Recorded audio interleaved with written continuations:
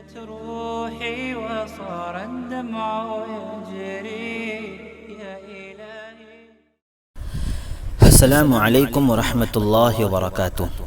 Radio HRDF میں آپ کا استقبال ہے.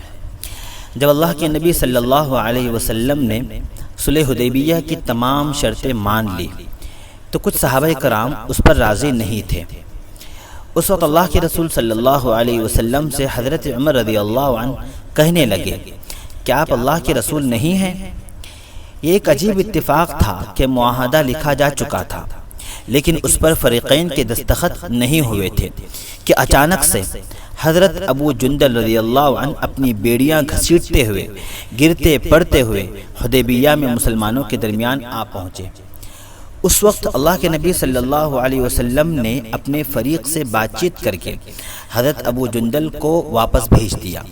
اس وقت ابو جندل کی بات سن کر حضرت عمر رضی اللہ عنہ بارگاہ رسالت میں حاضر ہوئے اور کہنے لگے کہ آپ سچ مچ اللہ کے رسول نہیں ہیں.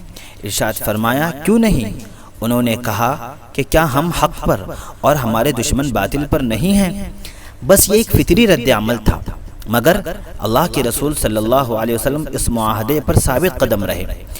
اس کے بعد جو ہوا تاریخ اس بات پر گواہ ہے کہ اس معاہدے کی وجہ سے مسلمانوں کو ایک عظیم الشان کامیابی حاصل ہوئی.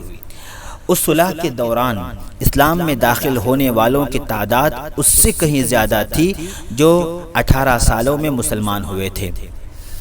اس صلح کے ذریعے سے حضور اکرم صلی اللہ علیہ وسلم نے جنگ کا ماحول ٹھنڈا کرنے، اندرونی دشمنوں کو شکست دینے، اتحاد و امن کو برقرار رکھنے، ملک کی ترقیاتی سرگرمیوں کو تیز کرنے اور فکری و اخلاقی شعبوں کو وسعت بخشنے میں کامیابی حاصل کی. مدینہ آنے سے پہلے اللہ کے نبی صلی اللہ علیہ وسلم نے مدینے کے لوگوں سے ایک معاہدہ کیا. اسی معاہدے کی وجہ سے نبی اکرم صلی اللہ علیہ وسلم مدینہ تشریف لائے. مشہور تاریخی بیعت عقبہ ثانیہ نے مدینے میں اللہ کے رسول صلی اللہ علیہ وسلم کی حفاظت کو یقینی بنایا. مدینہ پہنچنے کے چند ماہ بعد ہی اللہ کے نبی صلی اللہ علیہ وسلم نے وہاں موجود تمام قبائل سے عہد و پیمان کیے.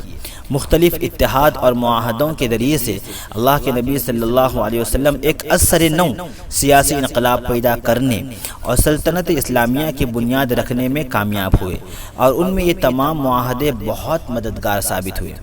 اوس و خزرج اور یہودیوں کے درمیان ہمیشہ جنگ چھڑی رہتی تھی.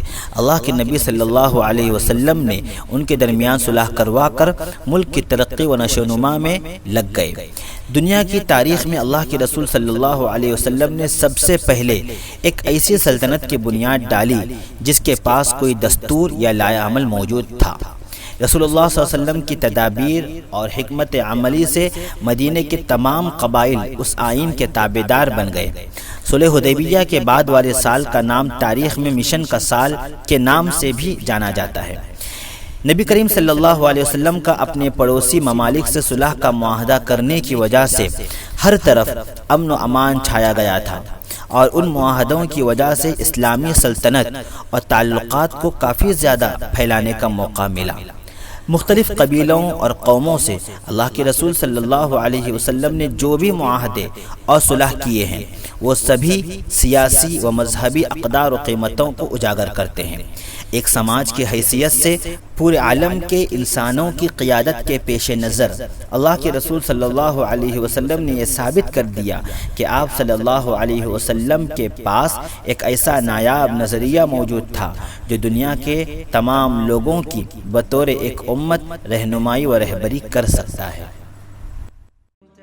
روحي وصار الدمع يجري يا إلهي.